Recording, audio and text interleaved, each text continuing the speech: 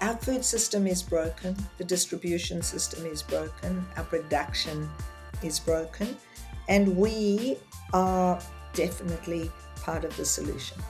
And that's the exciting thing. You will always get people who say, you can't do that. And so you have to have focus and resilience to not listen to that. Passion is very infectious. So I went to lawyers that I'd worked with in the past and paid a lot of money to, but went to them in this instance saying, there is no money, but this is what I need. And they were intrigued and just loved the notion that, again, they wanted to be part of this because it was so compelling. Hi everyone, welcome to this episode of the Make It Happen show. I'm Tim Morris, the CEO at The Entourage, and today I'm joined by Ronni Kahn. Ronni is the founder and CEO of OzHarvest, which is a food rescue business on a mission to halve food wastage here in Australia. Their model's also been adopted by social enterprises around the world. Now, we cover a lot of great stuff in this conversation, but the main takeaway that I have from it is Ronni's passion. She is so passionate about the cause that she's fighting for that you just have to listen to her story. Let's get into it. So today I'm joined by Ronni Kahn, who's the founder and CEO of OzHarvest. Ronni, how are you? I am fantastic, thank you. And Tim, what I'd love to begin with is to acknowledge that whoever's listening, wherever you are in Australia, I am on the land of the Gadigal people of the Eora Nation, and I pay my deep respects to their elders, past and present. Fantastic. That is a really nice way to start. Now, Ronni, you've been a part of some of our events in the past and you've always been a crowd favourite. So I'm very happy to have you on the show. I'd love to kick off by sort of diving into OzHarvest a little bit. And so OzHarvest is the leading champion of reducing food wastage in Australia. I think everyone would love to know a little bit about how you're making that happen. Absolutely. Well, thanks so much for asking. I guess there are also a few things that I'd love to share that most people would not know about OzHarvest. So really, our core purpose when we started was to make sure that good food did not go to waste. And I have some extraordinary facts that I would love to share with you guys just around what we did in the last year, because it will also touch on some of the new programs that most people wouldn't even know about. So I guess through COVID, if you think about challenge, and we know that this year the theme for International Women's Day is Dare to Challenge or Choose to Challenge, but quite honestly, I think that's in the DNA of OzHarvest. But just to give you an idea that this year, from the 1st of March 2020 to the 1st of March 2021, we diverted 9,429,074 kilos of good food from being sent to landfill. Wow, that number is almost mind-boggling. Yeah, it translates to about 33,702,167 meals being delivered through this last year. Yeah, that's phenomenal. Can you remember, was there a moment that you saw the amount of food wastage and you're like, I have to do something about this? Was there one single moment that just crystallized for you? Yeah, look, it definitely crept up, and I started noticing this without doing anything. But at this one event that I did for 1,000 people, where I just created these market stalls and the food was flowing and it was just exquisite, but so was the wine and the beer. And my guests all got pissed in the first 5 seconds and nobody ate the food. And it was then that I just knew it was unconscionable to waste all that food. And sort of that's when my rogue food rescue life began, because it took a while between that and actually being galvanized into action to start OzHarvest. But that definitely was when suddenly the penny dropped in such an enormous way. Yeah, well, I'm so impressed that you've made such progress? Because I grew up in hospitality, right? So I worked in restaurants and worked for a catering company down in Melbourne called Peter Rowland. And when I first started at 17, we could actually take the leftover food down to the missions in St Kilda. But then it was just a year later that something changed, some regulation changed. We stopped being able to do that. And it would be at the end of every function, you had all this beautiful food that had all been in cool rooms, refrigerated, never even plated up, and it all just had to get thrown out. And I was upset about that, but I obviously didn't take the next step that you did to do something about it. So, I mean, I'm just so glad that you did and OzHarvest did, because yeah, it's just such a problem. Yeah, well, the interesting thing is it's you and about 1,000 other people have said, oh, I should have done something. I could have, I would have, I might have, but I have no idea why I was gifted this privilege of doing what I do. Well, let's talk about that a bit, because yeah, as you said, the theme of International Women's Day this year is choose to challenge, and I think this ties into that so well. It's like, here we have a systemic problem. We have a situation that, you know, I looked at and I went, it's bad, but I can't do anything about it. You looked at it and you said, I'm going to do something about it. I'm going to challenge the status quo. What do you think the ingredients to that are, or what gave you the courage or the ability to do it? Well, it's interesting. Oftentimes, I think it was sheer naivety because it didn't occur to me that I could fail. It just seemed so obvious. There was this food, and I knew there were people in need. I didn't really know where they were, and I knew that I'd have to find them, but it just made so much sense. And in a way, I was fearless. And I think something, when you find a right that you want to wrong and know that you've got the ingredients. I had the ingredients. I had a personal business challenge. There was all this food, and I knew there were people. And it I use that word unconscionable again because once it came into my awareness, it just became an impossible thing not to do. So Mm, that ingredient of just saying, oh, well, I got the problem. I need to fix it.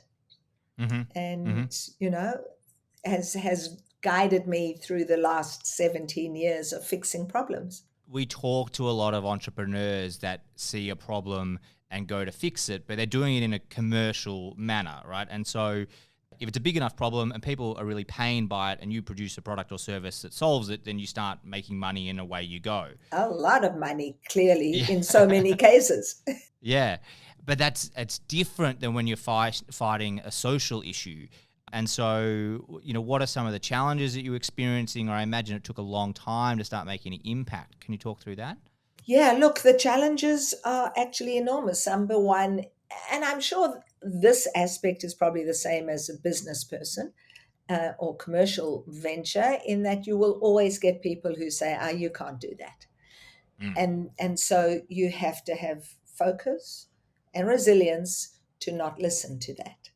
You know, there's no doubt that there were challenges. I just never saw them as obstacles. I just saw them as things that I had to get round. And one of them, of course, was that very same thing you came across, that maybe at one time you could take food, but then suddenly you couldn't. And when I started delivering food to people, some people supported me and said, absolutely, we'll give you our food. And then suddenly a couple said, well, no, we're too scared to give you our food because what happens to the liability? mm, So that, again, kind of undaunted, but needed to find a solution. So mm-hmm. found pro bono lawyers who supported lobbying and helping us get laws changed so that Peter Rowland and any other caterer and any other business could give food away for free without any fear of liability. Yeah, well, actually, I'd love to dig into that. Before we get to that, what was the very first version of OzHarvest taking leftover unwanted food and give it to people in need? The very first matching. That was me in my work vehicle, Mm, sometimes with my sons, because they helped me just in the beginning. I needed a driver, and sometimes it was late at night and I'd call them and say, hey, come, just you got to help me. And they loved it. So that was that very first version. I just me doing it and then seeing how valuable, how good it felt, but the impact it made. And we're just talking about one business, my little business, like Peter's, which wasn't a little business and produced a lot of food. But Mm. yeah. And then the next stage, I suppose, was there a leveling up in terms of organization and reach? What was next? Yeah, well, next was really thinking that maybe this has legs, maybe I was just doing it, but randomly here and there when it was possible.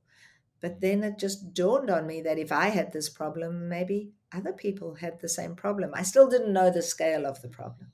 I still Mm. didn't realize that a third of all food was being wasted. I didn't know that in Australia it's $20 billion of a problem. But I mentioned it to other of my caterers, and they all said, "Oh my God, that's brilliant! Yeah, we'd love to do that." And so Mm. then I realized that this was bigger, and I was still only galvanized into action when I was inspired by my girlfriend. I went back to South Africa for a little visit, tiny little visit, and she took me into Soweto, which is a shanty town, but really a city just outside of Johannesburg. And when I'd lived, I was born in South Africa, but would never have gone to that place because I was born during the apartheid era.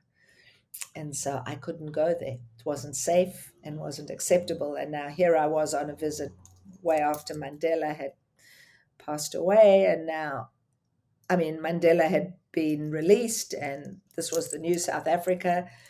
And driving into Soweto, I was filled with fear. But when she said to me that she was responsible for electricity for that city, I kind of went cold and wanted to know what that felt like. What could it feel like to say, I've done something that's made such an impact to so many people? And that's when my light bulb went off and decided that I could do this on a bigger scale.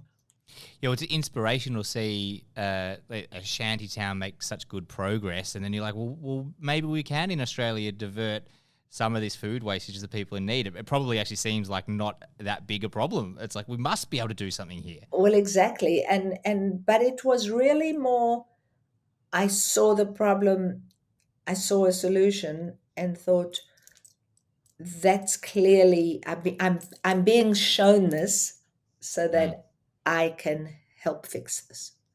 So you mentioned that a third of all food is wasted here in Australia. Globally. Globally? Yeah. Are we? Is this a developed nation problem exclusively, or is it across the world? Or we just don't pay enough mind to it, or what do you see? So it's certainly a first world problem, but it's happening all over.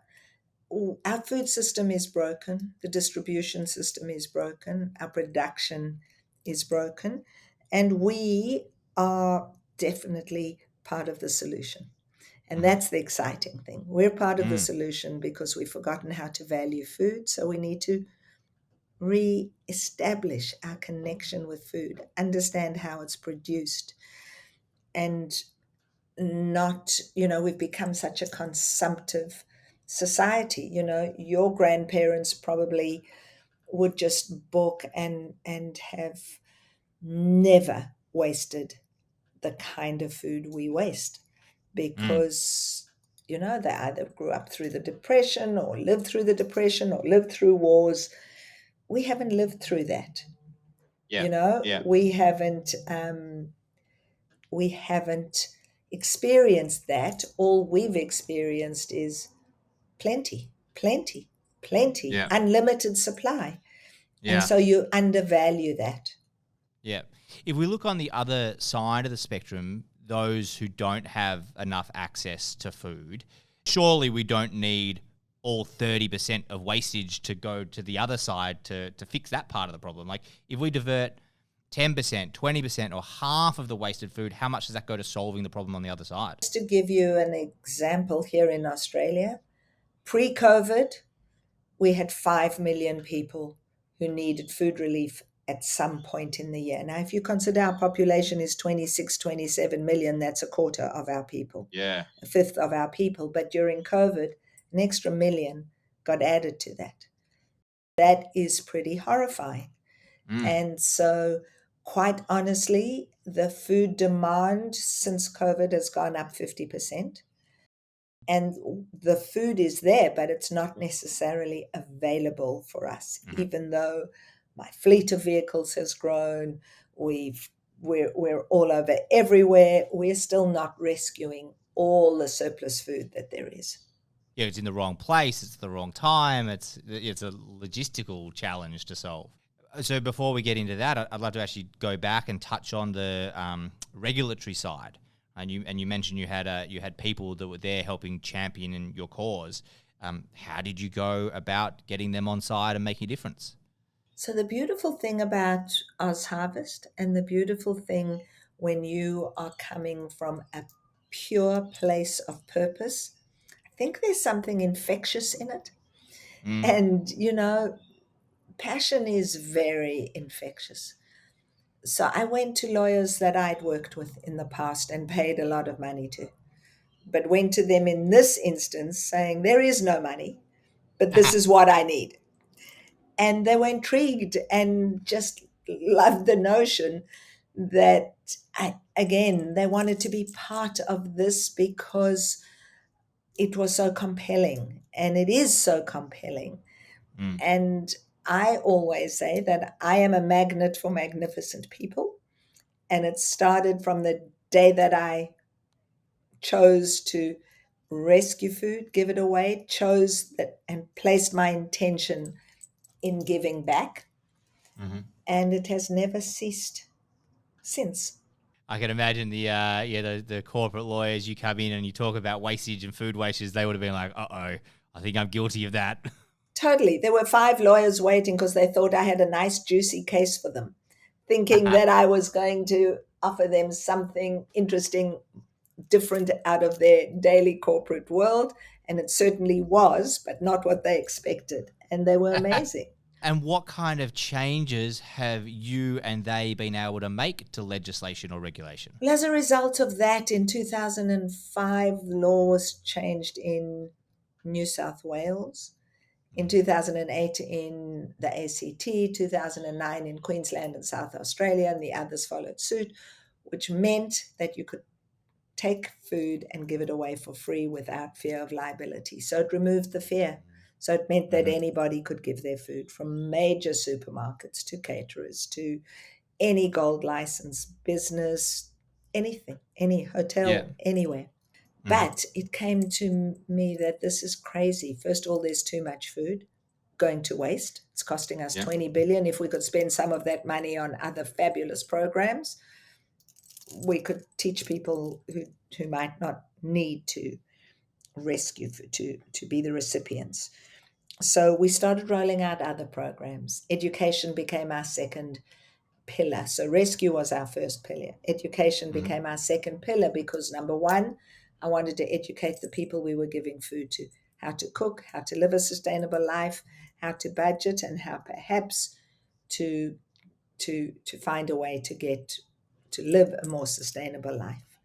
Mm-hmm. Then we looked at vulnerable kids and thought, what if we educate them and give them the opportunity to do skills training?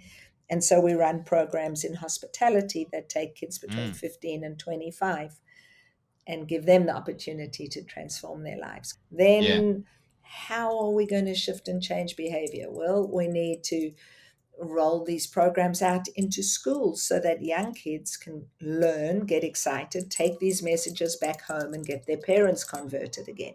And then our biggest education program is to all of us. It's that, how do we teach people to fight food waste? How do we teach them that if we were more mindful about food, how we purchase it, we would save about $4,000 a household a year. Now that's Yeah. significant money. Yeah. Absolutely. On the philanthropic donation side, I imagine that would have been a whole landscape that you needed to learn, to navigate. What are some of your key lessons there? Well, it's very easy to ask for money when it's not for you and you can show the value proposition and you can show the impact. And so that is the lesson for any fundraiser. You tell the story, you can show how valuable it is, you can show that in our case, every dollar allows us to deliver at least 2 meals. Now, if you Mm. can find better value for a dollar, I would Yeah. hesitate. I would give you your dollar back, but Well, I think nobody's come to get their dollar back yet. And so, it is extraordinary how valuable what we do is. but so you've got a really great example there. $1 gives 2 meals. Like That proposition is so exciting. So I feel nothing to come to you and say, hey, if you gave up 2 coffees a month and gave me $10, I can deliver 20 meals on your behalf. Hi everyone, I just wanted to jump in here to let you know if you're enjoying this episode, it doesn't need to stop here. We've taken this episode plus all the other episodes and also video footage from the interviews and made it available for free. There's also a bunch of fantastic guides, tools and resources you can use to grow your business. To grab those tools, just go to www.the-entourage.com/podcast. Right, let's get back into the show. what do you think are some other challenges or things that are a little bit harder to navigate for a social entrepreneur versus someone who's building a for-profit business? Well, you've got to have a great story. You've got to be able to measure the impact. Mm-hmm. And that's really hard for a lot of charities. You're Yeah. dealing with or social entrepreneurs because it takes time to build up that narrative. But telling those stories is really Yeah. so important. Again, finding the right people. Mhm. I started alone, but now I'm surrounded by extraordinary people. Well, we've created a culture that is very compelling. And that really is about this notion of purpose Mhm. and belonging and giving and gratitude. And I think that, you can attract great skills that don't always have the right attitude. Mhm. So for me, every person I bring into the organization, it's about their attitude first and then their skills second. And so I still do the last interview of anyone who's coming into our business, whether they're a driver or whether they're a casual chef or a worker, because I want to be sure that they know why they're coming to us. And that, if somebody's coming to us to make money, well, you would be hard pressed to do that. They can make meals. No. Absolutely. I think that's a great commitment from you now that you're at, into the hundreds of employees and thousands of volunteers to still, it does show how important that attitude is to you.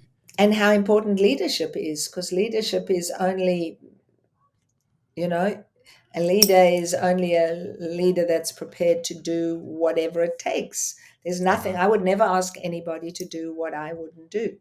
And so how far along the journey or how far towards solving or addressing the challenge do you feel you are and what's ahead? So that's actually a very exciting question. If you'd have asked me this 17 years ago, I just thought I'd stop waste, and then I'd get on and do something else. But clearly the problem was much bigger than I thought it was. We got Australia, as in literally, me, OzHarvest, got Australia to commit to halving food waste by 2030 in line with the UN SDG goals.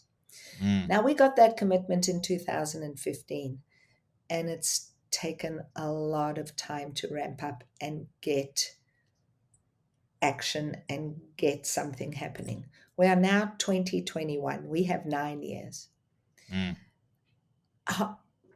Halving food waste would be a very good start to solving the problem. And so Yeah. we're ramping up all our efforts. I've got sustainability people. We're doing research. We're looking at data. We're looking at behavioral science, what it takes to shift and change behavior, because that's what it's going to take for all of us. Yeah. And so really the next 9 years for us, so whilst we continue to rescue food, it's not just about, it's now about the value of food, and it's about food advocacy and food literacy. So to teach people how to look after food Yeah. and to change laws around making sure that good food does not go to waste, Yeah. and around educating and sustaining our Yeah. food, the value of the food that we have.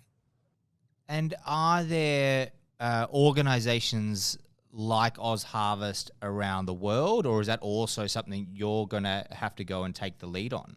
So there are, but we also have been asked to share our model. So our model is in New Zealand, Kiwi Harvest, the UK Harvest, South Africa, South Africa Harvest. There's someone working on Japan Harvest. We've taught our models in Peru and in Thailand and in many, many countries. But there are many different models. It's just that ours seems to be really effective. And what we've managed to do is build this very recognizable brand, which is quite unusual in our sector. I don't think many people would see yellow and not think of OzHarvest. Yeah, it is hard for social enterprises to build that brand. I love that you're talking about the education piece and the prevention piece, because I do a lot of stuff with Big Brother, Big Sister, which I think it's got some comparables in that it was a model that was developed overseas and then exported to a bunch of different countries because it just works, right? Matching up at-risk youth with a mentor, and I think that's good because it means that people can then focus on getting the work done. Like, you don't need to reinvent the wheel. Totally. That's the whole thing. Don't reinvent the wheel. There is a model. So halving food waste in Australia over the next 9 years, what other big goals you have? Well, we are the really big one is to get us to shift and change our behavior. And literally that is an education piece. It's huge. The other is we're opening a beautiful restaurant that has a very beautiful purpose and goal in Sydney. Unfortunately, fortunately for us, the first one will be in Sydney, but then we'll see where else we roll it out to. So it is going to open in Surrey Hills, probably in July. Lunchtime will feed vulnerable people for free, and nighttime will open up as a beautiful space that, through the dignity of the day, serves exquisite food to paying customers who want to sustain the lunchtime free meals. Yeah, well, that's great. Well, I live in that area, so I'll be one of your first customers as the doors open. Well, and a great area, I think, to set it up as well, because those sorts of areas, like places like the inner city, originally working suburbs, still have a lot of challenges that need to be addressed. Absolutely. So we think it's a really good spot. Yeah. Brilliant. And we are doing that in partnership with Massimo Bottura, who was the #1 chef in the world. And he has created a couple of models. So we're working together with him. So it's going to be a pretty cool space. Watch this space. Very exciting. Okay, Ronni, I've got a couple more questions here that you haven't seen, I haven't seen, that we go through in pretty rapid succession. We call it Make It Happen in a Minute-ish, is my little addendum there. All right, so we've got 5 questions here. You ready to go? Ready to go. Great. Question number 1. What are the top 3 skills you believe every entrepreneur or entrepreneurial-minded person should have? Nimbleness, gratitude, and the top 3 skills, and focus, resilience. Yeah, great. I think we should all strive for that. Question number 2. What's your favorite hack when it comes to cooking with surplus food? So I've got a beautiful recipe for soup made from lettuce. And given that lettuce is so often the thing that goes soft and yucky in the fridge, before it does that, you can turn it into beautiful lettuce soup.